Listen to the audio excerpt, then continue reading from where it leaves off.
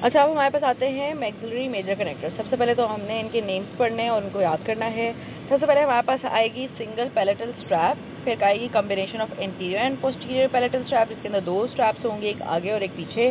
फिर आ जाती है पैलेटल प्लेट टाइप कनेक्टर, जिसके अंदर काफ़ी ज़्यादा हिस्सा पैलेट का कवर हुआ होगा। U shape palatal connector U shape का होगा, जैसे कि वो नाम बता रहा है। फिर आएगी सिंगल पैलेटल बार और इंटीरियर एंड पोस्टीरियर पैलेटल बार। अब पैलेटल स्ट्रैप और पैलेटल बार में उनकी विड्थ का फ़र्क है कि अगर कोई भी यहाँ पे जो मेजर कनेक्टर है वो 8 mm की विड्थ से ज़्यादा होगा तो वो हमारे पास हो जाएगी पैलेटल स्ट्रैप, और अगर जो है उसकी विड्थ जो है वो 8 mm से कम होगी तो उसको हम कहेंगे पैलेटल बार। ठीक है।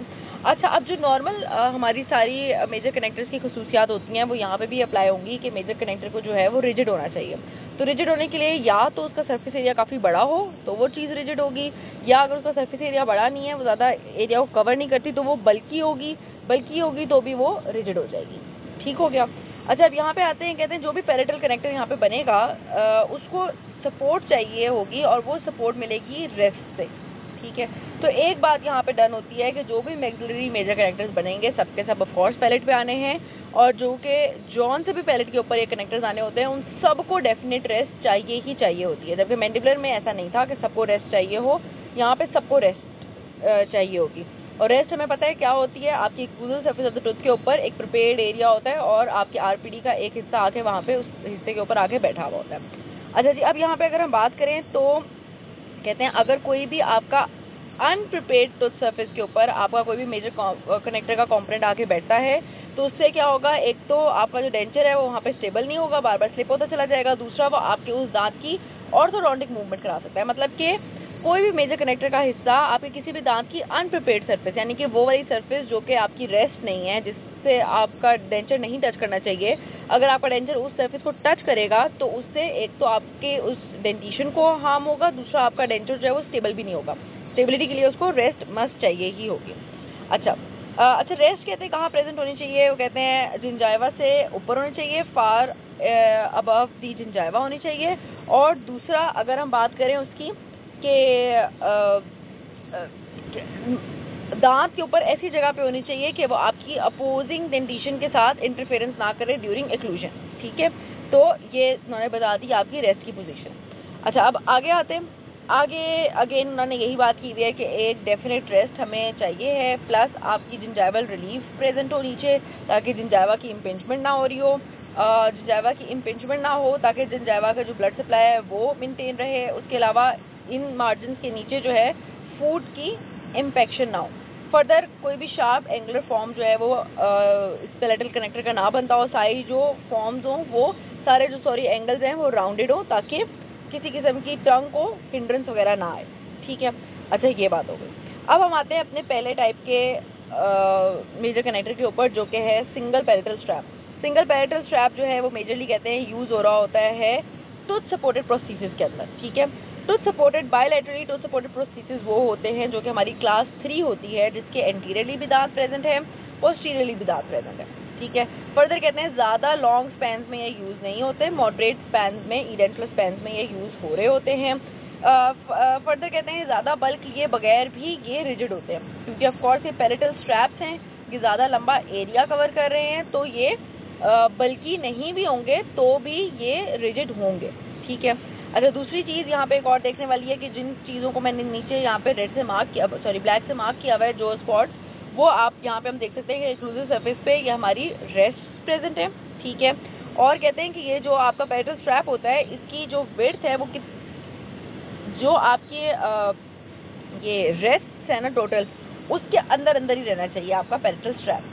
ठीक है। जहाँ जहाँ आपकी रेस्ट आ रही हैं उसके अंदर अंदर ही आपका पैलेटल स्ट्रैप रहेगा। इन्होंने नीचे बताया हुआ है कि it should B bounding the areas of supporting rest. ठीक है। Palatal strap should be confined with in the boundaries of the supporting rest. ठीक है। उस सपोर्टिंग रेस्ट की बाउंड्रीज के अंदर अंदर ही आपका पैलेटल स्ट्रैप रहना चाहिए।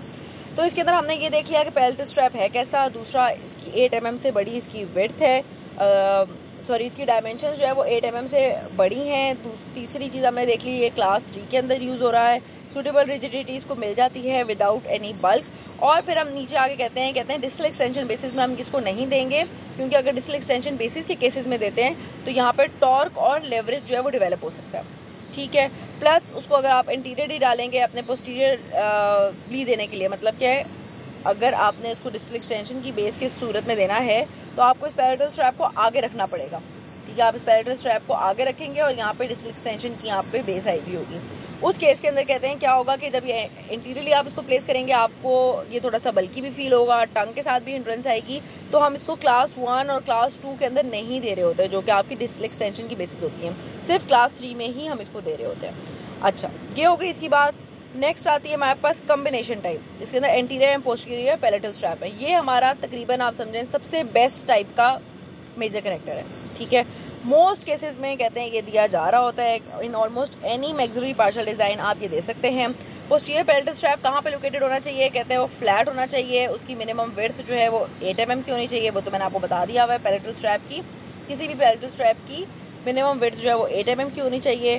फिर कहते हैं it should be located as far posterior as possible, ताकि वो आपकी टंग के साथ हिंड्रेंस में ना आए और आपका जो हार्ड पैलेट और सॉफ्ट पैलेट का जंक्शन है उससे बस आगे प्रेजेंट होना चाहिए, यानी कि फुल सॉफ्ट पैलेट के जंक्शन तक इसका पोस्टीरियर एस्पेक्ट जो है वो जा सकता है, ठीक है।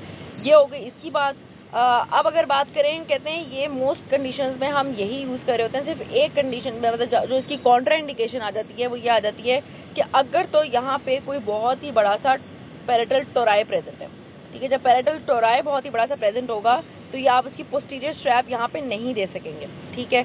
उस केस के अंदर कहते हैं आपने यू शेप्ड वाला अपना दे देना है। यू शेप में क्या होगा, ये पोस्टीरियर स्ट्रैप नहीं होगा, ठीक है। जब ये पोस्टीरियर स्ट्रैप नहीं होगा तो उससे क्या होगा कि ये एक यू शेप बन जाएगी और आपका जो टोराई है वो वाला एरिया भी कवर नहीं हो रहा होगा, ठीक है। ऑफकोर्स हमने टोराई के ऊपर तो नहीं बना सकते ना ये। अच्छा, ये बात हो गई। फिर कहते हैं इस डिज़ाइन, क्योंकि ये सबसे अच्छा डिज़ाइन है, इसकी स्ट्रेंथ इस बात से आती है कि ये ये जो दो एंटीरियर एंड पोस्टीरियर फ्रेमवर्क्स है ये ज्वाइन हुए हुए हैं with the help of this longitudinal connector. मतलब यहाँ पे एक तरीके के 4 कनेक्टर्स आ गए हैं, 2 हॉरिजॉन्टली प्रेजेंट हैं और 2 वर्टिकली प्रेजेंट हैं।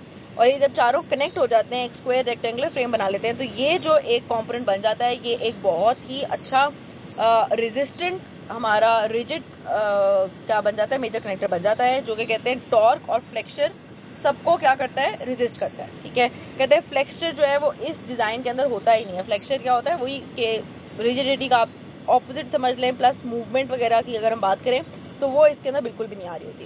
कहते हैं ये हम कहाँ यूज़ कर रहे हैं, कहते हैं कैनेडी की ऑलमोस्ट एवरी क्लास के अंदर यूज़ हो सकता है, लेकिन मोस्ट फ्रीक्वेंटली हम इसको 2 और 4 के अंदर यूज़ करते हैं, और जो क्लास 1 में भी यूज़ कर सकते हैं। लेकिन क्लास 1 जो है वो मोस्टली पैलेटल स्ट्रैप जो है, जो हम आगे आएगा कंप्लीट पैलेटल स्ट्रैप, वो मोस्टली कहते हैं आपकी क्लास 3 सिचुएशंस के अंदर, सॉरी क्लास 3 में तो पैलेटल स्ट्रैप ऊपर वाला, लेकिन क्लास 1 के अंदर कंप्लीट पैलेटल वाला जो है वो यूज़ हो रहा था, ये जो नीचे वाला, ठीक है।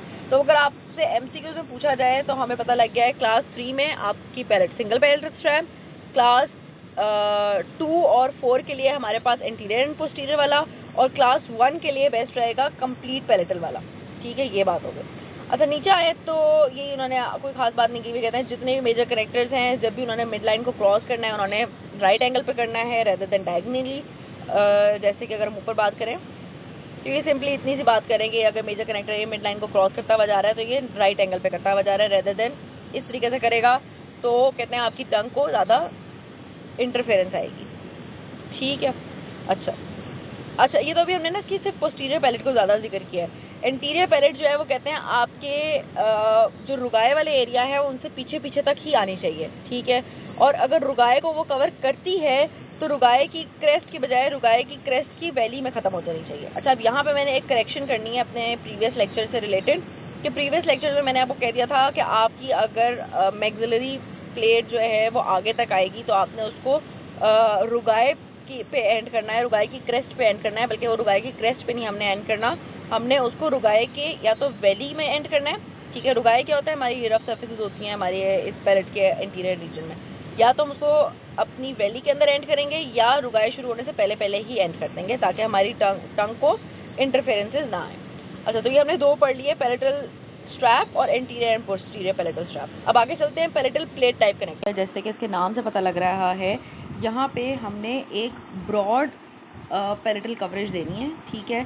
और ये जो पैलेटल कवरेज होगी ये उसी तरीके से कंटूर्ड होगी जैसे आपकी पैलेट के ऊपर जो कंटूर्स होंगे, ठीक है। इसलिए इसको हम एनाटॉमिक रेप्लिका पैलेटल कास्टिंग भी कह रहे होते हैं, मतलब कि बिल्कुल ही जैसी पैलेट की एनाटमी होगी उसको फुली ये फुलफिल करती हुई ये आपकी पैलेटल कवरिंग बनेगी, एक बात। दूसरी बात, ये बहुत ही थिन होगी और ऑफकोर्स ब्रॉड है क्योंकि एक बड़ा एरिया जो है ये कवर कर रही है। अच्छा, उसके अलावा इसकी जो थिकनेस होगी, बार बार मेंशन करेंगे, यूनिफॉर्म थिकनेस होगी। और चूंकि ये काफ़ी ब्रॉड है तो उसकी वजह से इसकी क्या होगी, इसकी स्ट्रेंथ अच्छी होगी और ये रिजिड होगी, ठीक है। अच्छा, नेक्स्ट आते हैं तो यहाँ पे उन्होंने एक और बात को यहाँ पे मेंशन किया हुआ है, इलेक्ट्रोलिटिक पॉलिशिंग। इसमें सिर्फ इतनी बात आपने समझनी है कि चूंकि हमने ये एक कास्ट से बनानी है, मेटल की कास्ट से हम इसको बनाएंगे जो कि बिल्कुल आपकी पैलेट की शेप के अकॉर्डिंग भी होगी, तो उसको हमने नीचे से स्मूथ करने के लिए हमने इलेक्ट्रोलिटिक पॉलिशिंग करनी है ताकि बस इस पैलेट की ना क्या आ जाए, स्मूथनेस आ जाए, ठीक है।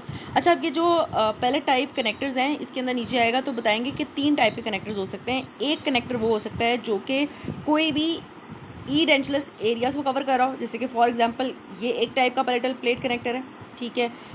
उसके अलावा एक और भी हो सकता है जिसके अंदर अगर यहाँ पे कोई मिसिंग दांत है और यहाँ पे कोई एंटीरियरली मिसिंग दांत है, ठीक है, पीछे बेशक दांत प्रेजेंट है, इस एरिया में अगर कोई कवरेज आ रही है, बेशक वो कंप्लीट कवरेज नहीं है, वो भी पैलेटल टाइप ऑफ कनेक्टर हो सकता है। ये यहाँ पे साथ लिखा हुआ है, कहते हैं it can be used as a palate of varying width that covers area between 2 और मोर ईडेंचुलस एरियाज, यानी कि कोई भी ईडेंचुलस एरियाज के दरमियान में कोई भी एरिया कवर किया हुआ है, थिन है, काफ़ी ज़्यादा ब्रॉड है, तो वो हमारी पैलेट टाइप ही हो जाएगा। उसके अलावा आ सकता है कंप्लीट पैलेट या पार्शियल कास्ट पैलेट, जिसके अंदर ये वाली एग्जांपल है जो 5.20 के अंदर दिखाई हुई है और 5.21 के अंदर दिखाई हुई है कि काफ़ी ज़्यादा हिस्सा जो है वो कास्ट मेटल पैलेट से जो है वो कवर हुआ हुआ है, ठीक है। और उसके अलावा थर्ड आ सकती है हमारी जिसके अंदर एंटीरियरली मेटल की पैलेट होती है और पोस्टीरियरली जो है वो एक्रेलिक की होती है, जैसे कि यहाँ पे दिखाया हुआ है। अब इसके अंदर पैलेट जो है वो पीछे तक गई हुई है फुल, लेकिन आगे वाला हिस्सा जो है वो मेटल का बना हुआ है, पिछला जो हिस्सा है वो आपका एक्रेलिक का बना हुआ है। यहाँ पे भी ऐसा ही है, ये फुल पैलेट पीछे तक है लेकिन पिछला हिस्सा एक्रेलिक का है और अगला हिस्सा जो है वो आपका मेटल का है। तो ये 3 टाइप की हो सकती हैं। एक हमने कह दिया कि कोई भी 2 ईडेंचुलस एरियाज को कवर करता हुआ, एक ब्रॉड एरिया जो कि पैलेट को कवर कर रहा है मेटल से, फिर एक कंप्लीट या पार्शियल कास्ट की पैलेट, और एक होगी जो कि एंटीरियरली मेटल की है और पोस्टीरियरली एक्रेलिक की है। अच्छा, फिर कहते हैं ये एनाटॉमिक रेप्लिका पैलेटल टाइप जो मेजर कनेक्टर है, इससे क्या फ़ायदे हैं, क्योंकि ये बिल्कुल ही पैलेट के शेप के अकॉर्डिंगली पैलेट के साथ बिल्कुल चिपका होता है यूनिफॉर्म थिकनेस के साथ। तो इसके फ़ायदे ये हैं, कहते हैं एक तो इसकी यूनिफॉर्मली थिन होता है ये मेटेलिक प्लेट, जिसकी वजह से क्या होता है कि ये आपकी जो टंग है इसको रेडीली एक्सेप्ट कर लेती है और अंडरलाइंग टिश्यूज जो हैं वो भी उसको रेडीली एक्सेप्ट कर लेते हैं क्योंकि काफ़ी थिन है, यूनिफॉर्म थिकनेस है, थर्मल कंडक्टिविटी ऑफ मेटल जो है वो भी बिल्कुल पैलेट की जैसी ही है, तो जिसकी वजह से ये आपके लिए बहुत ज़्यादा एक्सेप्टेबल रहता है फॉर योर टंग। नेक्स्ट कहते हैं चूँकि कोरुगेशंस जो हैं इन एनाटॉमिक रेप्लिका, यानी कि जो भी आपकी पैलेट की रुगाए वगैरह हो गए या जो भी जैसे आपकी पैलेट के अंदर मूवमेंट्स आ रही होंगी वैसी भी इसके अंदर भी आ रही होंगी, तो वो जो कोरुगेशंस होती हैं उसकी वजह से क्या होगा कि ये जो आपकी पैलेटल प्लेट टाइप कनेक्टर है ये काफ़ी ज़्यादा स्ट्रेंथ इसकी अच्छी होती है और इसकी रिजिडिटी जो है वो भी काफ़ी अच्छी होती है।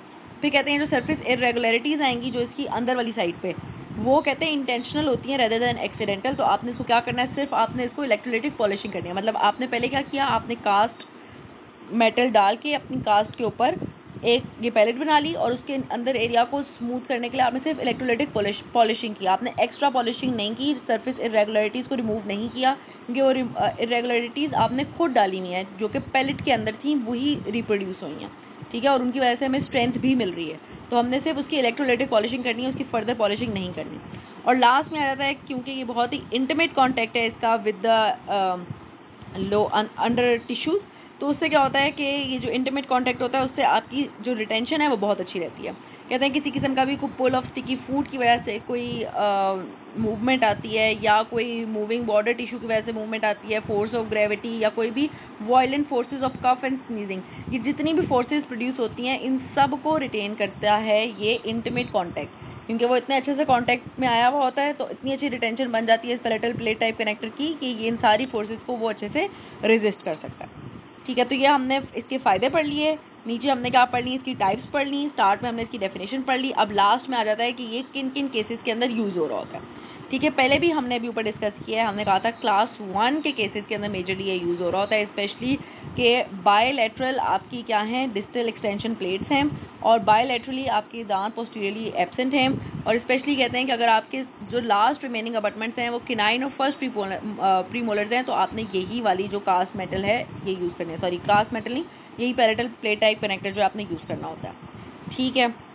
अच्छा, क्योंकि इस केस में क्या होता है कि आपको काफ़ी अच्छी रिटेंशन देता है, और चूँकि हमें पता है क्लास 1 के अंदर रेजिडुअल रिज भी काफ़ी ज़्यादा क्या हो चुकी होती हैं, रिजॉल्व हो चुकी भी होती हैं, तो हमने ये वाला अपना कनेक्टर देंगे क्योंकि ये रिजिड भी काफ़ी ज़्यादा है, बहुत ज़्यादा एरिया को कवर कर रहा है, तो आपको एक बहुत ही अच्छी सपोर्ट प्रोवाइड करता है। अब इसमें बेशक आप पिछले वाला हिस्सा बेशक रेजिन से दे दें, आगे वाला हिस्सा जो है वो आप कास्ट प्लेट से दे दें, वो आपकी मर्ज़ी है।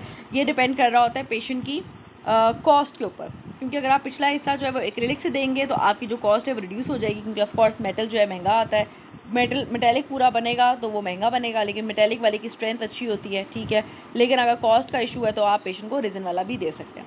अच्छा, पीछे और नीचे आए तो इसका पोस्टीरियर बॉर्डर जो है वो मेंशन करते हैं, ऊपर भी मेंशन उन्होंने डायग्राम के नीचे किया हुआ था कि पोस्टीरियर बॉर्डर जो है वो कहाँ तक एंड हो रहा होता है, आपकी हार्ड और सॉफ्ट पैलेट के जंक्शन पे आपका इसका पोस्टीरियर बॉर्डर एंड हो रहा होता है। फर्दर इन्होंने ऊपर भी यहाँ पे लिखा हुआ है कि ये आपका पोस्टीरियर पैरेटल सील से आगे आगे तक इसका पोस्टीरियर बॉर्डर जो है वो खत्म हो रहा होता है। ठीक है, located anterior to the posterior palatal seal.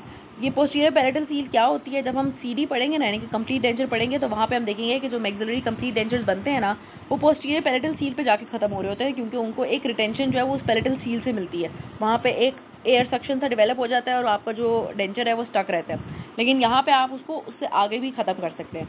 Further कहते हैं आपने इसको ख़त्म करना है अपने हार्ड पैलेट और सॉफ्ट पैलेट का जहाँ जंक्शन आता है उससे एंटीरियरली ही इसको ख़त्म करना है। ठीक है, अच्छा जी, आगे चलते हैं।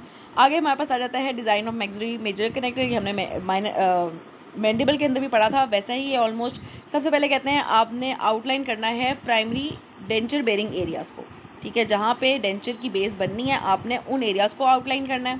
नीचे देखते हैं इन्होंने इसकी डायग्राम बनाई हुई, वहाँ से पढ़ लेते हैं। अच्छा, पहले हमने आउटलाइन किया, बी के अंदर दिखा रहे हैं जो आपके primary denture base bearing areas हैं, आपने उनको आउटलाइन कर लिया।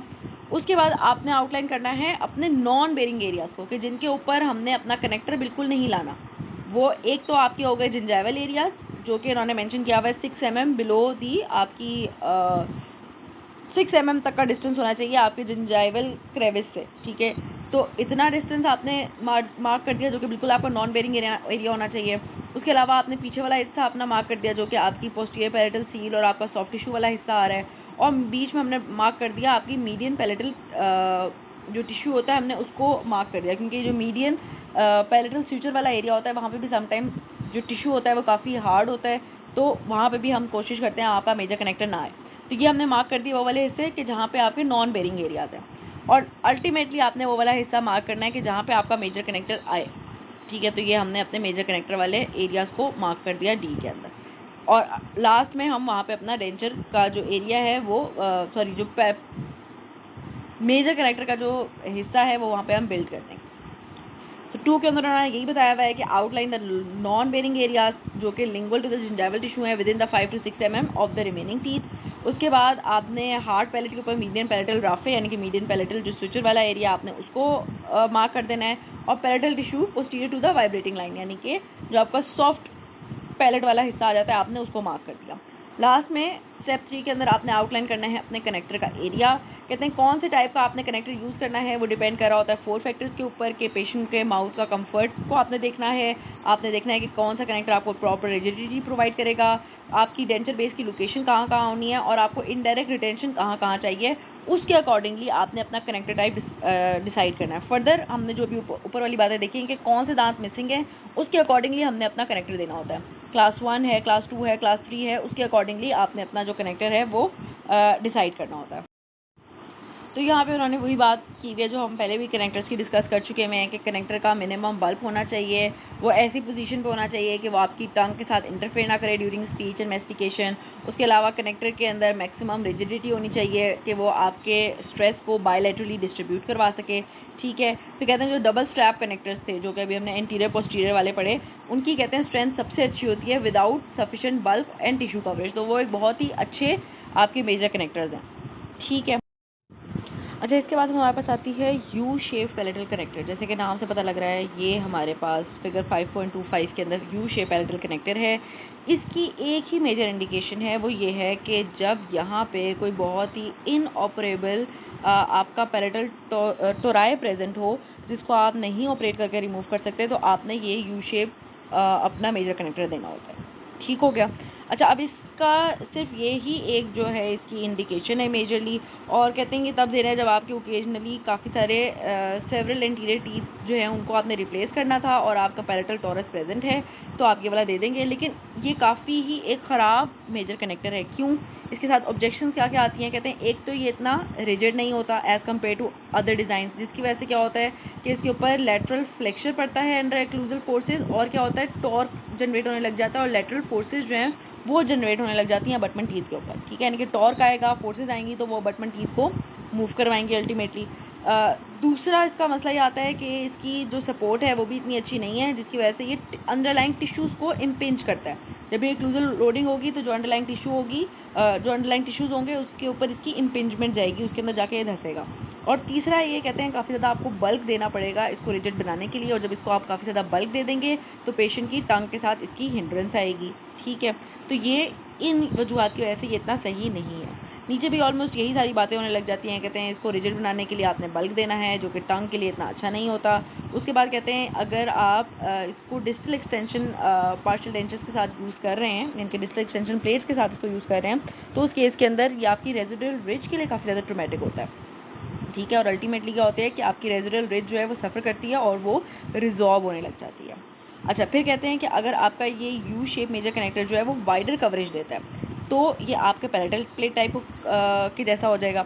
वाइडर कवरेज से मुराद है यानी कि अगर ये यू शेप इस तरीके से हो जाती है, ठीक है, तो वाइडर जितना वाइडर होगा उतनी ये आपकी पैलेटल प्लेट टाइप के साथ रिजेम्बलेंस करेगा और उतनी ही अच्छी इसकी स्ट्रेंथ होगी। लेकिन जितना ये नैरो होता चला जाएगा उतना ज़्यादा इसके अंदर फ्लेक्चर आएगा और उतनी कम इसकी अच्छी प्रॉपर्टीज़ होंगी।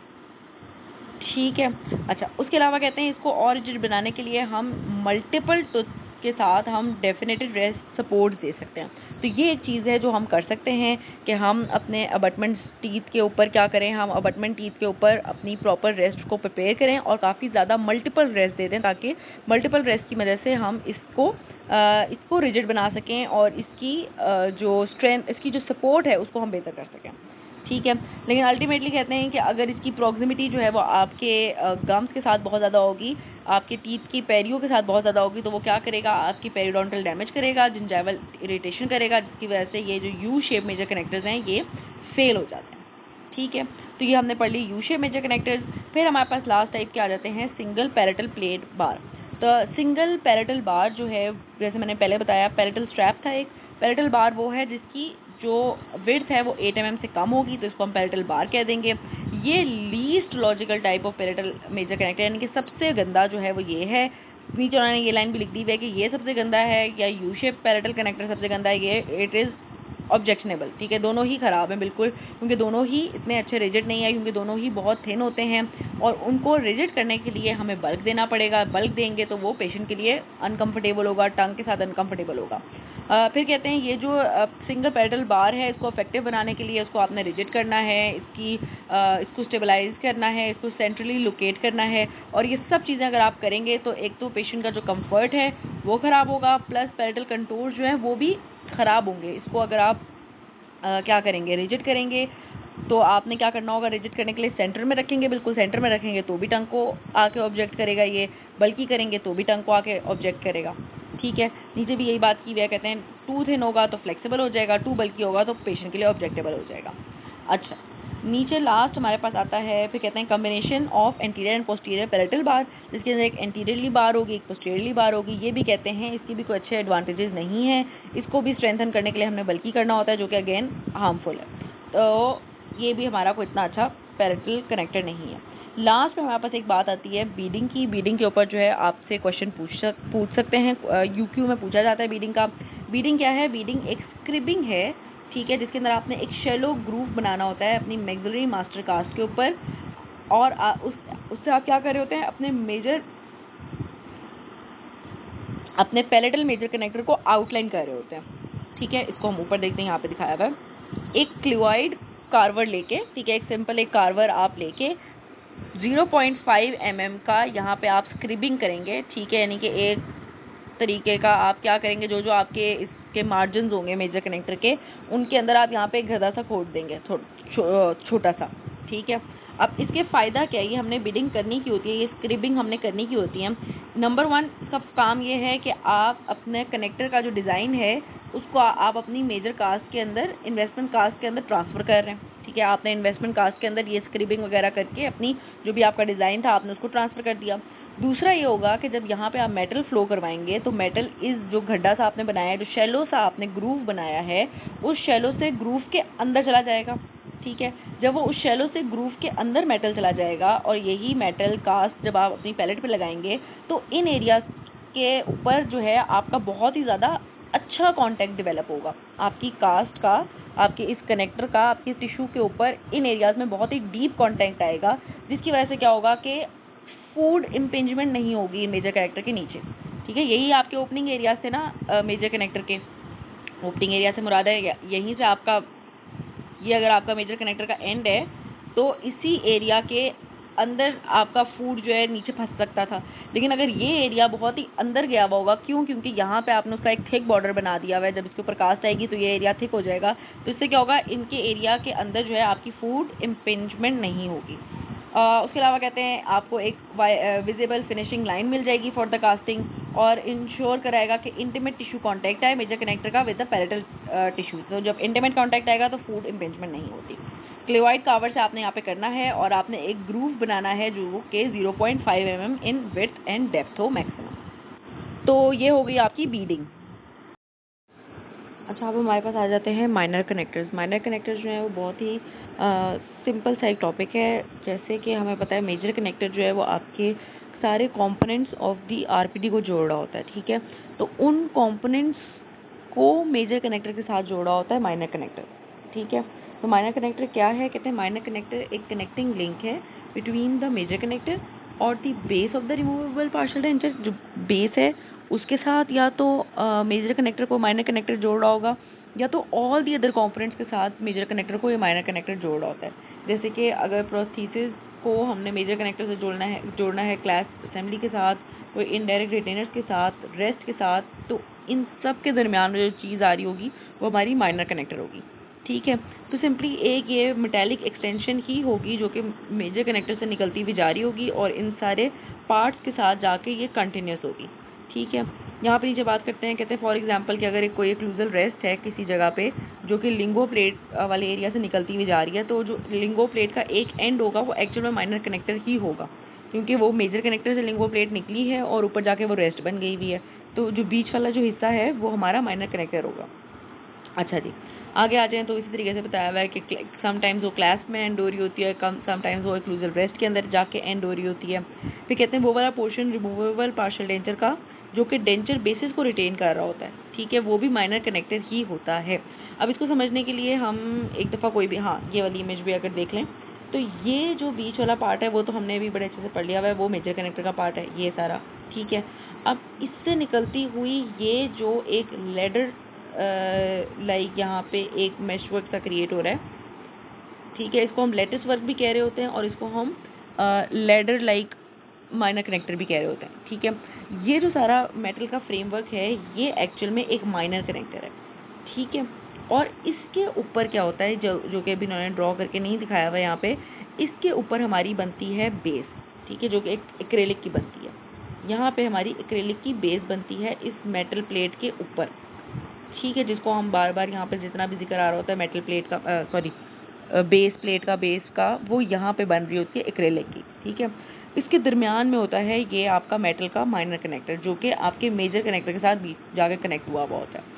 तो ये बात हो गई यहाँ पे, और उस बेस प्लेट के ऊपर जाके आपके दांत लगने होते हैं जो भी आपने दांत रिमूव करने होते हैं। तो कहते हैं those portions of removable partial denture जो कि फ्रेमवर्क को रिटेन करवा रहे हैं डेंचर बेसिस के साथ, वो भी क्या होते हैं, वो माइनर कनेक्टर्स होते हैं। अब इसके फंक्शंस पे आ जाएं तो एक फंक्शन तो हो गया कि मेजर कनेक्टर को सारे कंपोनेंट्स के साथ जोड़ता है और डेंचर बेस के साथ जोड़ता है। दूसरा फंक्शन आता है यहाँ पे कि फंक्शनल स्ट्रेसेस को ट्रांसफ़र करता है टू दी अबटमेंट टीथ, ठीक है। ये इसका है प्रोस्थेसिस टू अबटमेंट फंक्शन। क्या मतलब हुआ, मतलब ये हुआ कि जहाँ पे भी आपकी बेस प्लेट थी जिसके ऊपर आप के दांत लगे हुए थे प्रोस्थेसिस के, जब भी उसके उन प्रोस्थेसिस के ऊपर एक्लूसिव फोर्सेस अप्लाइड होंगी, यानी कि आर्टिफिशियल टीथ के ऊपर फोर्सेस अप्लाइड होंगी, तो रेस्ट की मदद से, मतलब दूसरे अबटमेंट टीथ के ऊपर तो रेस्ट लगी हुई होती है, ठीक है, आपके डेंचर की, तो इन रेस्ट की मदद से क्या होगा कि ये सारी फोर्सेस जो हैं वो ट्रांसफ़र हो जाएंगी आपकी अबटमेंट टीथ के ऊपर, आपके नेचुरल टीथ के ऊपर, ठीक है। तो ये थी हमारी क्या थी, transfer from prosthesis to abutment. तो कहते हैं आपकी बेस से होता हुआ आपके अंडरलाइंग टिश्यूज़ पे सारा आपका फोर्स जाएगी। उसके अलावा कहते हैं एक्लूजल फोर्स जो कि आर्टिफिशियल टीथ के ऊपर पड़ रही होती है, वो एक्लूजल रेस्ट से होती हुई आपके अबटमेंट टीथ के ऊपर जाएगी, ठीक है। इसलिए कहते हैं आपने माइनर कनेक्टर्स को भी रिजिड बनाना है जस्ट लाइक मेजर कनेक्टर्स, ताकि ये सारी फोर्सेज जो है प्रॉपर्ली ट्रांसमिट हो सकें।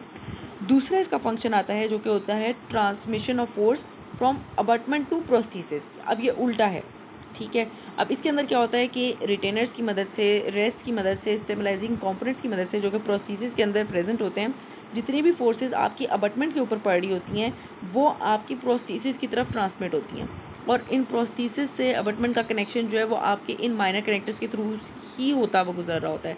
यानी कि बीच में मेजर कनेक्टर आएगा, फिर माइनर कनेक्टर आएगा, और माइनर कनेक्टर आपकी रेस्ट और आपकी इस क्लैस्प असेंबली वगैरह से ये कनेक्टेड होंगे, ठीक है।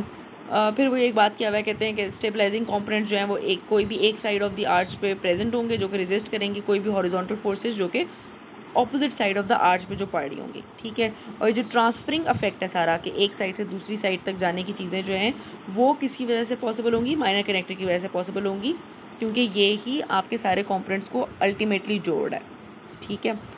अच्छा, नीचे आते हैं फॉर्म्स एंड लोकेशन पे। तो कहते हैं like major connector, minor connector जो है वो भी आपका बल्कि सफिशिएंट बल्क के साथ रिजिड होना चाहिए, ठीक है। बहुत ज़्यादा बल्कि भी नहीं, लेकिन इतना बल्क हो कि वो रिजिड हो ताकि वो प्रॉपर्ली सारी फंक्शनल स्ट्रेसेस को ट्रांसमिट कर सके across the supporting teeth and the tissues. अच्छा, उससे आगे चलें, अब बात करते हैं इसकी लोकेशन की।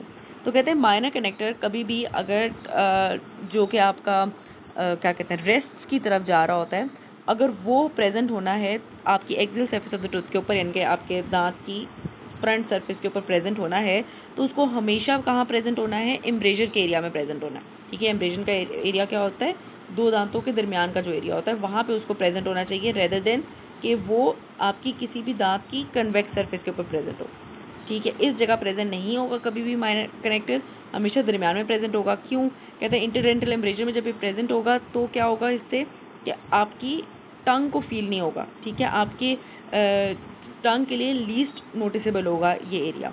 फर्दर कहते हैं कि जब भी ये वर्टिकली पास होता हुआ मेजर कनेक्टर से निकल रहा हो तो हमेशा ये राइट एंगल पे निकले, आपके मेजर कनेक्टर से हमेशा ये राइट एंगल पे निकलता हुआ ऊपर की तरफ जाए। अच्छा, इसको हम नीचे भी देख लेते हैं एक दफ़ा, ये इन्होंने यहाँ पे बना के दिखाया हुआ है फिगर 5.33 में, ठीक है। यहाँ पे नीचे ऑफ कोर्स ये आपका मेजर कनेक्टर का एरिया होगा, ठीक है। यहाँ से निकलता हुआ ये आपकी एक्लूजल रेस्ट जा रही है, और ये जो बीच का जो एरिया है सारा ये आपके माइनर कनेक्टर का है, ठीक है। ये दो तीन बातें उन्होंने ऊपर मेंशन की हुई है। एक तो बात उन्होंने ये मेंशन की हुई है कि हमेशा एम्ब्रेजर में प्रेजेंट हो, यानी कि इंटरडेंटली वाले एरिया में प्रेजेंट है। दूसरी चीज़ उन्होंने मेंशन की हुई है कि जो इसका ग्रेटेस्ट बल्क हो वो हमेशा लिंगुअल साइड पे हो, ठीक है।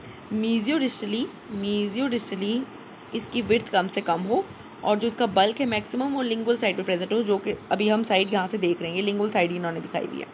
अच्छा, एक और जगह माइनर कनेक्टर हमारा आता है, वो होता है ये वाला जो कि बिल्कुल ऑपोजिट प्रेजेंट है आपकी अबटमेंट की उस वाली साइड पे जहाँ पे आपका एक्चुअल दांत लगना होता है। अच्छा, इसकी विड्थ के बारे में कहते हैं कि ये भी एक तो इंटरडेंटल एरिया में प्रेजेंट हो गया, क्योंकि यहाँ पे आपका अब कौन सा दांत आ जाएगा, जो आके आपका मिसिंग टीथ है। नीचे आपकी क्या होगी, एक्रेलिक की बेस प्लेट होगी।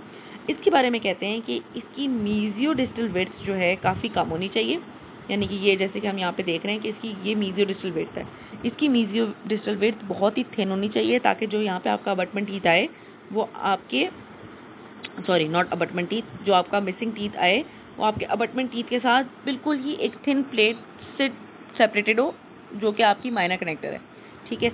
दूसरी चीज़ कहते हैं जो इसकी विड्थ है बक्कोलिंगुअली वो ज़्यादा होगी। बक्कोलिंगुअली विड्थ से मुराद है कि यहाँ से ये लिंगुअली से शुरू हो रहा है और आगे तक फुल बक्कल साइड तक जा रहा होगा, ठीक है। तो बक्कोलिंगुअल विड्थ यहाँ पे इसकी ज़्यादा होती है, और मीजियोडिस्टल विड्थ जो कि ये है ये बहुत ही थिन होती है, ताकि अबटमेंट टीथ के साथ आपका प्रोस्थेसिस जो है वो बिल्कुल अच्छे से कनेक्ट हो जाए। अच्छा, ये इसकी हमने माइनर कनेक्टर की लोकेशन और फॉर्म के अंदर पढ़ रहे हैं। अच्छा, नीचे देखते हैं इंटरडेंटल एम्ब्रेचर से पास होता हुआ जा रहा हो, वर्टिकली पास हो from the major connector, abruptly cross करें, यानी कि बिल्कुल 90 डिग्री पे क्रॉस करता हुआ जाए ऊपर की तरफ। और कहते हैं थिकेस्ट जो है वो होना चाहिए लिंगुअल सरफेस पे, और कॉन्टैक्ट एरिया के तक जाते जाते जो है उसको टेपर कर जाना चाहिए। अभी हम बात करें लिंगुअल टू बकल, तो लिंगुअल टू बकल अगर ये मेजर कनेक्टर गुजरता हुआ जा रहा है तो आपकी लिंगुअल साइड पे सबसे ज़्यादा थिक होगा, और बकली जाता जाता कॉन्टैक्ट एरिया तक जाता जाता ये थिन होने लग जाएगा। ये हम इस वाले का जिक्र कर रहे हैं, ठीक है, इस वाले की जिक्र कर रहे हैं, क्योंकि हमने कॉन्टैक्ट एरिया को क्रॉस करके फुल बकली तो नहीं चले जाना, लेकिन कॉन्टैक्ट एरिया के करीब आते आते भी इसको हमने थिन कर देना है, इसकी बात कर रहे हैं। अच्छा, उसके अलावा कहते हैं कि अगर कोई बहुत ही डीप आपका इंटरडेंटल एम्ब्रेजर है तो उसको आपने ब्लॉक आउट कर देना है, ताकि जब आप इसको डेंचर को पहनेंगे उतारेंगे तो वो वेजिंग इफेक्ट ना क्रिएट हो, वो बिल्कुल उस डीप आपके इंटरडेंटल एरिया के अंदर ना घुसे, ठीक है। तो जो कोई भी इंटरडेंटल एम्ब्रेजर बहुत ही डीप होगा उसको आप ब्लॉक आउट कर देंगे और फिर उसके ऊपर आप ये अपना बनाएंगे। अच्छा, नीचे उन्होंने मेंशन किया हुआ है कि समटाइम्स मॉडिफिकेशन आई है कोई मैक्सिलरी डेंचर्स के अंदर, मैक्सिलरी आर्च के अंदर, कि आपकी ये लिंगुअल सरफेस के बीच में भी ये प्रेजेंट होते हैं।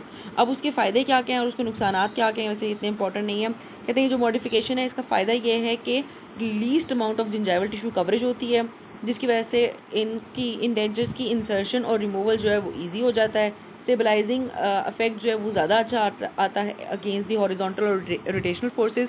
लेकिन नुकसान ये है कि एक तो ये टंग को ज़्यादा इरिटेट करता है, और दूसरा फूड इंट्रैपमेंट जो है वो ज़्यादा होती है। ये उस केस के अंदर बात करें जहाँ पे आपका ये माइनर कनेक्टर जो है हमने मैक्सिलरी दांतों के ऊपर बीच में दिया हुआ है, ठीक है, उनके कन्वेक्स एरियाज पे दिया हुआ है रेदर देन इंटरडेंटल एरियाज के अंदर, ठीक हो गया। अच्छा, नेक्स्ट कहते हैं आगे बात करें तो कहते हैं जो भी माइनर कनेक्टर्स हैं वो आपकी गाइडिंग प्लेन की सर्फेसिस को टच करते हुए जा रहे होते हैं, बिल्कुल ठीक हो गया। ये वो वाली बात कर रहे हैं, ये इस वाले की बात कर रहे हैं जो मैंने अभी समझाया, ये हमारी गाइडिंग प्लेन को टच करता हुआ जा रहा है। इसकी बात करें तो इसकी बात में ये हमें यही बताएंगे कि अच्छा, इसका एक व्यू जो है इन्होंने हमें यहाँ पे नीचे भी दिखाया हुआ है। इसके अंदर ये जितना भी पोर्शन मैंने रेड से मार्क किया हुआ है सारा ही हिस्सा हमारे माइनर कनेक्टर्स का है, ठीक है। लेकिन अभी हम बात कर रहे हैं इस हिस्से की जो कि गाइडिंग प्लेन है, जो कि जब भी आपका डेंचर आपने बिठाना होता है, उठाना होता है, जिस सरफेस के टूथ अबटमेंट टूथ के साथ डेंचर टच होता हुआ नीचे बैठ रहा होता है और उठ रहा होता है, उसको हम गाइडिंग प्लेन कहते हैं, ठीक है। तो यहाँ पे अगर हम बात करें तो कहते हैं ये वाला जो हमारा माइनर कनेक्टर का हिस्सा है, इसके अंदर भी अगर हम देखें तो लिंगुअल साइड पे आपकी सारा सबसे ज़्यादा बल्कि है, और बकली जाते हुए कॉन्टैक्ट एरिया तक जाते जाते आपकी जो बल्क है इस एरिया का वो कम से कम होता जा रहा है, ठीक है। उसके अलावा वहाँ पे ऊपर उन्होंने मेंशन किया हुआ है कि अगर आपका कोई क्लास निकलना होता है यहाँ से, ठीक है, कोई क्लास निकलना होगा तो before the origin of the class जो आपका माइनर कनेक्टर है वो टेपर होता चला जाता है, यानी कि थिन होता चला जाएगा, और फिर वहाँ से आगे वो जाके क्लास बन जाएगा। अच्छा, बाकी वही दोबारा बात कर रहे हैं जो मैंने अभी ऊपर एक्सप्लेन की कि जब भी आर्टिफिशियल टूथ आपने प्लेस करना है proximal to the minor connector, तो जो ग्रेटेस्ट बल्क होगा माइनर कनेक्टर का उस एरिया में वो आपके लिंगुअल एस्पेक्ट पे ही होगा अबटमेंट टीथ के, जैसे मैंने अभी ऊपर दिखाया कि वही लिंगुअल एस्पेक्ट पे ही सारा ग्रेटेस्ट बल्क आ रहा है, और आर्टिफिशियल टीथ आपके ओरिजिनल टीथ के साथ सिर्फ सेपरेटेड होगा by a thin layer of metal intervening buccally, यानी कि थोड़ा सा ही बीच में मेटल होगा और उसके साथ जो है वो आपका आर्टिफिशियल टीथ जो है वो लग रहा होगा, जैसे कि इस जगह पे, ठीक है। सारा जो ज़्यादा बल्क है माइनर कनेक्टर का वो आपकी लिंगुअल साइड के ऊपर आ रहा है। अच्छा, आगे चलते हैं, कहते हैं फिर अब हम बात करते हैं उस माइनर कनेक्टर की जो कि आपकी डेंचर बेस को कनेक्ट कर रहा होगा आपके बाकी डेंचर फ्रेमवर्क के साथ, ठीक है। इसके अंदर कहते हैं कि जो एक्रेलिक की रेजिन डेंचर बेसेस होंगी वो क्या कर रही होंगी, उनके अंदर सारा का सारा माइनर कनेक्टर जो है वो इम्बेड हुआ होगा, यानी कि जो ऊपर जो लेटेस्ट वर्क दिखाया था अभी, जो क्या कहते हैं उसको, लेडर टाइप का एक फ्रेमवर्क दिखाया था, वो सारा का सारा आपके एक्रिलिक की बेस प्लेट के अंदर इम्बेड हुआ होगा, ठीक है। अच्छा, ये बात उसके अंदर हो गई, हाँ ये कह रहे हैं embedded with in the denture base. अच्छा, नेक्स्ट बात करते हैं, कहते हैं जो भी आपके जंक्शंस बनेंगे between the major connector and the minor connector, वो सारे जो हैं बट टाइप जॉइंट्स बनेंगे, और ये सारे जो जंक्शन 90 डिग्री से ग्रेटर नहीं होने चाहिए, ठीक है। ये सारे के सारे 90 डिग्री के मिनिमम होने चाहिए, बल्कि हम यूजुअली कह रहे होते हैं 90 डिग्री का ही होना चाहिए, उससे लेस तो नहीं होना चाहिए। क्या चीज़ है ये, जिस भी एंगल पे आपके मेजर कनेक्टर्स आपके माइनर कनेक्टर से जाकर मिलेंगे। अच्छा, आगे चलते हैं। आगे जिक्र करते हैं ओपन लेटिस वर्क या लेडर टाइप डिज़ाइन के, किसकी बात करें, वही जो मैंने अभी माइनर कनेक्टर्स दिखाए थे जो कि बेस पे प्रेजेंट थे। अब कहते हैं अगर तो आपकी मैंडिबुलर डिस्टल एक्सटेंशन है तो कोई भी मैंडिबुलर डिस्टल एक्सटेंशन वो हो जाएगी जिसके अंदर मैंडिबल में पोस्टीरियरली दांत नहीं प्रेजेंट, ठीक है। अब पोस्टीरियरली अगर दांत नहीं प्रेजेंट तो आपने उस पूरी रिज के 2/3 ईडेंचुलस रिज के तक जो है अपना ये लेडर टाइप का जो डिज़ाइन है वो लेके जाना है। अब इसको अगर हम समझें, नीचे ये इन्होंने दिखाई हुई है मैंडिबल की, ठीक है। अब इसके अंदर आपका ये जो लेटिस वर्क है ये 2/3 ऑफ द रेजिडुअल रिज को कवर कर रहा है। आपकी रिज जो है वो और पीछे तक जा रही है, लेकिन आपने ये जो लेटिस वर्क बनाना है इसको सिर्फ 2/3 तक बनाना है। लेकिन अगर बात मैक्सिला की हो, ये जैसे मैक्सिला दिखाया हुआ है, मैक्सिला के अंदर आपने कंप्लीट जो आपकी रिज है वहाँ तक आपने अपना लेटिस वर्क बनाना होता है, ये माइनर कनेक्टर का, ठीक है। ये हम डेंचर बेस प्लेट की बात नहीं कर रहे, ये हम इन माइनर कनेक्टर्स की बात करें कि मैंडिबल के अंदर आपने पोस्टीरियरली एक्सटेंड करना है 2/3 of the length of the edentulous ridge and should have elements on both lingual and buccal aspects. वो ठीक है, वो इस लेटरस वर्क जो है वो थोड़ी सी लिंगुअली भी जा रही होगी, थोड़ी सी बगली भी उसके जो कंपोनेंट्स हैं वो जा रहे होंगे।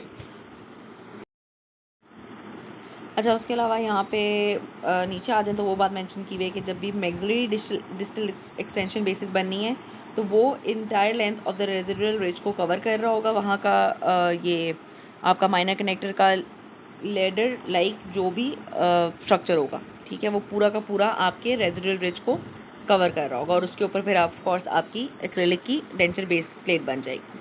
अच्छा, आगे आते हैं तो एक टॉपिक आ जाता है टिश्यू स्टॉप्स का। टिश्यू स्टॉप्स जो हैं वो आपके माइनर कनेक्टर्स का ही पार्ट होते हैं और इनका फंक्शन ये होता है कि ये आपकी एक्रेलिक की जो रेजिन बेसिस होती हैं उनको रिटेन कराने में काम करते हैं। फर्दर कहते हैं जो आपका टोटल फ्रेमवर्क होता है उसको स्टेबिलिटी प्रोवाइड करते हैं during the stages of transfer and processing, यानी कि जिस टाइम पे या आपके माइनर कनेक्टर्स को हम प्रोसेस कर रहे होते हैं, कास्टिंग वगैरह कर रहे होते हैं इनकी, तो उस टाइम पे उनकी स्टेबिलिटी, इस फ्रेमवर्क को वो स्टेबिलिटी प्रोवाइड करते हैं। फर्दर इनका काम क्या होता है कि ये लिंगुअल और आपकी बक्कल स्लोप्स के ऊपर प्रेजेंट होते हैं रेजिडुअल रिज की और आपको फर्दर आपके डेंचर बेस को स्टेबिलिटी प्रोवाइड करते हैं, ठीक है। ये होते क्या हैं टिश्यू स्टॉप्स, ये यहाँ पे बना के उन्होंने दिखाए हुए हैं। ये जो भी आपकी माइनर कनेक्टर जहाँ पे एंड हो रहा होता है आपकी रेजिडुअल रिज के ऊपर, वहाँ पे पीछे जाके एक छोटी सी डीप इंडेंटेशंस होती हैं, ठीक है। ये आपके यहाँ पे इस तरफ जो है आपके अबटमेंट टीथ के अंदर गई हुई हैं और ये यहाँ पे आपकी रेजिडुअल रिज के ऊपर बनी हुई हैं, ठीक है। नीचे आ जाएँ तो ये इन्होंने दिखाया हुआ है डी के अंदर माइनर कनेक्टर का ही पार्ट है, आपकी डेंचर बेस से निकलता, डेंचर बेस प्लेट वाले एरिया से निकलता हुआ जा रहा है और ये आपकी कहाँ जाके एंड होगा, आपकी रेजिडुअल रिज के ऊपर जाके एंड होगा। इसकी एक बकल स्लोप होती है, इसकी एक लिंगुअल स्लोप होती है और इसका फंक्शन क्या है, स्टेबिलिटी प्रोवाइड करना, आपके माइनर कनेक्टर को एक जगह पे मेंटेन करवा के रखना। दूसरा, ड्यूरिंग द प्रोसेसिंग जो है माइनर कनेक्टर की, उस टाइम पे भी आपके फ्रेमवर्क को स्टेबिलिटी प्रोवाइड कर रहा होता है ये। अच्छा, फिनिश लाइन की अगर बात करें तो फिनिश लाइन जो है वो एक्चुअल में वो वाला पोर्शन होता है, वो वाला पॉइंट होता है जहाँ पे आपकी मेटेलिक माइनर कनेक्टर आपकी एक्रेलिक की डेंचर बेस से मिल रहा होता है, ठीक है। ये एग्जैक्ट डेफिनेशन यहाँ पे मेंशन नहीं है, तो वो मैंने आपको बता दिया कि वो वाला पोर्शन एग्जैक्ट जो कि आपकी यहाँ पे अगर हम नीचे देखें तो एक इमेज उन्होंने ज़रूर बना के दिखाई हुई है कि ये आपकी सारा मेटेलिक पोर्शन है, ठीक है। Metallic portion of minor connector जिस जगह पे जाके मिलेगा आपकी एक्रेलिक की डेंचर बेस से, ठीक है, वो एग्जैक्ट पॉइंट जो है वो आपका होता है फिनिश लाइन का। अब फिनिश लाइन की यहाँ पे बात कर रहे हैं तो यहाँ पे भी जिक्र कर रहे हैं उस जंक्शन का जो कि माइनर कनेक्टर बना रहा होगा आपके मेजर कनेक्टर के साथ फिनिशिंग लाइन पे, ठीक है। फिनिशिंग लाइन पे जो जंक्शन आपका मेजर कनेक्टर आपके माइनर कनेक्टर के साथ बना रहा होगा उसके बारे में भी कहते हैं कि it should not be greater than 90 degree, ठीक है। और कहते हैं लोकेशन, फिर नीचे आके सारी बात करने लग जाते हैं कि फिनिशिंग लाइन के ऊपर ज़्यादा फोकस नहीं किया गया कि एग्जैक्टली क्या किस पॉइंट पे जाके वो मिल रहे होते हैं। कहते हैं location of the finishing line जो है वो at the junction of the major minor connector जो है वो बेस करती है आपकी नेचुरल पैलेटल शेप के ऊपर, ठीक है। और नीचे जाके दोबारा उसकी जंक्शन के बारे में ही बात करेंगे कि वो 90 डिग्री का हो या तो 90 डिग्री से should not be greater than the 90 degree angle. तो ऐसे कोई इतनी खास बात नहीं थी, सिर्फ आपको इसका पॉइंट बताना चाहिए कि ये पॉइंट कौन सा होता है। ये वो वाला पॉइंट है जहाँ पे आपकी डेंचर एक्रेलिक बेस आपके माइनर कनेक्टर के मेटेलिक पार्ट से जाके मिल रही होती है। अच्छा, एक और बात यहाँ पे इन्होंने मेंशन नहीं की भी, वो दूसरी बुक्स के अंदर मेंशन हुआ होता है। यहाँ पे सिर्फ हमने एक टाइप का ही माइनर कनेक्टर पढ़ा है जो कि आपकी डेंचर बेस को कवर कर रहा होता है और वो है आपका ये लेडर टाइप, ठीक है। इसको हम लेटिस वर्क टाइप भी कह रहे होते हैं। इसके अलावा एक और टाइप का होता है जिसको हम कहते हैं meshwork type. Meshwork type कुछ इस तरीके का होता है, ठीक है। उसके अंदर बिल्कुल इस तरीके की जालियाँ होती हैं कि जैसे हमारा कोई भी मैश वर्क होता है उस तरीके का होता है। ये भी कहाँ पे प्रेजेंट होता है, ये भी आपकी एक्रेलिक की नीचे ही प्रेजेंट होगा, एक्रेलिक की डेंचर बेस के नीचे ही प्रेजेंट होगा, आपकी रेजिडुअल रिज को कवर कर रहा होता है। अच्छा, उसके अलावा एक और टाइप का होता है, उसका भी यहाँ पे बीच में नाम आया है, वो है आपका नेल हेड टाइप, ठीक है। नेल हेड टाइप के अंदर क्या होता है कि बिल्कुल ऐसा ही होता है जैसे आपका लेडर टाइप है, लेकिन इसके अंदर से कुछ नेल हेड टाइप के मेटेलिक डिज़ाइन निकल रहे होते हैं, बिल्कुल इस तरीके के, ठीक है, थ्रू आउट दी स्ट्रक्चर। और इसके ऊपर फिर सारी की सारी हमारी क्या आ जाएगी, डेंचर बेस प्लेट आ जाएगी, ठीक है।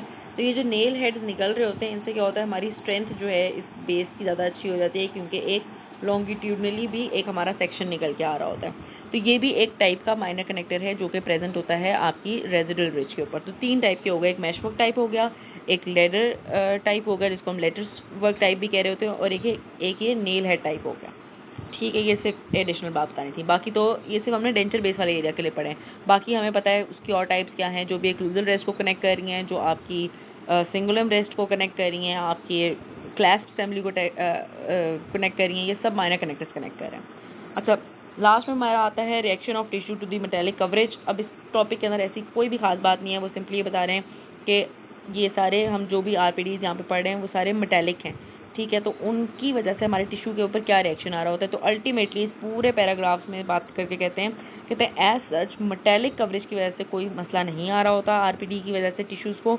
लेकिन अगर आपकी ओरल हाइजीन मेंटेन नहीं रहती, लैक ऑफ एडिक्वेट आपकी अगर हाइजीन होगी, जिसकी वजह से फूड डिब्रिस नीचे फंसेगा, जिसकी वजह से बैक्टीरिया नीचे फंसेगा, तो उसकी वजह से ज़रूर टिश्यू जो है वो आपका रिएक्ट करता है, आपका अंडरलाइंग टिश्यू जो है वो बोन जो है वो भी रिजॉल्व होने लग जाती है, टिश्यू जो है वो भी रिएक्ट करने लग जाता है, उसके ऊपर भी आपका इन्फेक्शन वगैरह हो सकता है।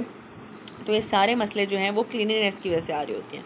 तो इसके अंदर उन्होंने नीचे बहुत ज़्यादा मेंशन किया हुआ है कि उस इन्फ्लेमेशन को रेजिस्ट करने के लिए, और वो जो आपका टिश्यू है उसकी ब्रेक डाउन ना हो, उसको रेजिस्ट करने के लिए आपको अपने क्या करना है, हमेशा अपने RPDs को फॉर सम टाइम जो है आपने उनको उतार के रखना है, और अपने टिश्यू को हील होने का टाइम देना है, रिस्पाइट का टाइम देना है।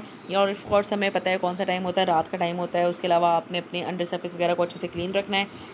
नीचे एंड जाके यही बात करते हैं, कहते हैं इट सेल्फ जो आपका RPD का मेटल है वो डेट्रीमेंटल नहीं है to the health of the tissue, लेकिन अगर ओरल हाइजीन प्रॉपर्ली मेंटेन ना रखी जाए, क्लीननेस ना रखी जाए, तो आपका जो सारा वहाँ अंडरलाइंग टिश्यू है वो डैमेज हो सकता है, जिसकी वजह से हम RPD को जो है वो कसूरवार ठहरा रहे होते हैं, जबकि असली में वो क्लीननेस का मसला होता है। अच्छा, यहाँ पे हमारा ये चैप्टर खत्म हो जाता है। नीचे जो है मेजर कनेक्टर्स का रिव्यू दिया हुआ है, जिसके अंदर जितने भी हमने मेजर कनेक्टर्स पढ़े हैं मैंडिबल के और मैक्सिला की, उनकी एक समरी दी हुई है, ठीक है। तो अगर आप चाहें तो आप इसको एक दफ़ा पढ़ के अपने उन जितनी चीज़ें हमने ऊपर पढ़ी उनको रिवाइज कर सकते हैं, नहीं तो जितनी चीज़ें हमने ऊपर पढ़ ली हैं वो भी मोर देन इनफ हैं। अगर UQ में आती हैं उसके लिए लिखने के लिए भी, और MCQs भी वहीं से मैक्सिमम पूछे जा सकते हैं। नीचे ऐसी कोई ऐसा खास बात नहीं है जो कि आपको एडिशनल पढ़नी पड़े। अब इसके अंदर बैक स्पेसिफिकेशन है, फिनिशिंग लाइन्स हैं, ये ऐसी कोई भी बात नहीं है जिसको आपको पढ़ने की ज़रूरत है, ठीक है। ये जितनी भी हमने मेजर कनेक्टर्स वगैरह पढ़े हैं, इनकी इंडिकेशंस ही इंपॉर्टेंट होती हैं कि किस किस केस के अंदर कौन सी यूज़ हो रही होती है, उनकी शेप किस तरीके की होती है, किसकी क्या थिकनेस है, बार कब होगी, स्ट्रैप कब होगी, इस तरह की बातें इंपॉर्टेंट हैं। लेकिन नीचे जो वैक्स किस तरीके से बनानी है, किस तरीके से ब्लॉक आउट करना है, रिलीव करना है, ये चीज़ें इसके अंदर इंपॉर्टेंट नहीं है, ठीक है। तो अगर आपने यहाँ से नीचे से पढ़ना भी है तो इंडिकेशंस ऑफ यूज़ पढ़ना है, कैरेक्टरिस्टिक्स एंड लोकेशन पढ़ना है, ठीक है। ये सिर्फ 3 चीज़ें पढ़नी है, ब्लॉक आउट और रिलीफ वाले और वैक्सिंग स्पेसिफिकेशंस आपने नीचे से भी पढ़ने की खास आपको ज़रूरत नहीं है।